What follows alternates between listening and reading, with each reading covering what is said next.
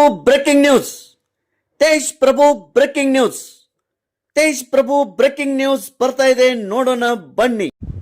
ತೇಜ್ ಪ್ರಭು ನ್ಯೂಸ್ಗೆ ಸ್ವಾಗತ.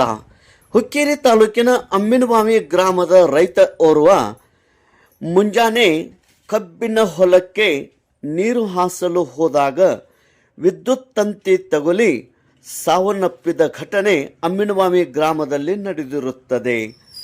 ತನ್ನ ಸ್ವಂತ ಹೊಲದಲ್ಲಿ ಕಬ್ಬುಗೆ ನೀರು ಹಾಸುವ ಸಮಯದಲ್ಲಿ ವಿದ್ಯುತ್ ತಂತಿ ಹರಿದು ಬಿದ್ದು ಅದು ವಿದ್ಯುತ್ ತಗುಲಿ ಶ್ರೀ ಮಲ್ಲಪ್ಪ ದುಂಡಪ್ಪ ಗುರವ್ ವಯಸ್ಸು 62 ಸಾಕಿನ ಅಮ್ಮಿನವಾಮಿ ಈತನು ಸ್ಥಳದಲ್ಲಿಯೇ ಮೃತ್ಯುಪಟ್ಟಿದ್ದಾನೆ ಎಂದು ತಿಳಿದು ಬಂದಿದೆ.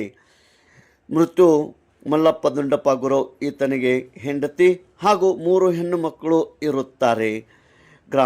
ಗ್ರಾಮದಲ್ಲಿ ಶೋಕ ಆಚರಣೆ ಮತ್ತು ದುಃಖದ ಛಾಯೆ ಹಬ್ಬಿರುತ್ತದೆ.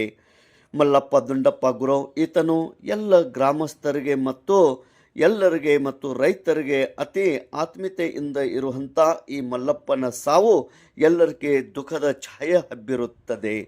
ಸಂಬಾಳ್ ಮತ್ತು ಒಡಪು ಮತ್ತು ಅನೇಕ ಧಾರ್ಮಿಕ ಕಾರ್ಯಕ್ರಮದಲ್ಲಿ ಕೂಡ ಮಲ್ಲಪ್ಪ ದುಂಡಪ್ಪ ಗುರುವನ ಕಾರ್ಯ ಶ್ಲಾಘನೆ ಇರುತ್ತಿತ್ತು. ಮಲ್ಲಪ್ಪ ದುಂಡಪ್ಪ ಗುರವ್ ಈತನ ನಿಧನದಿಂದ ಎಲ್ಲೆಡೆ ಶೋಕ ಎಲ್ಲದೆ ಹಬ್ಬಿದೆ. ತೇಜ್ ಪ್ರಭು ನ್ಯೂಸ್, ಅಮ್ಮಿನವಾಮಿ.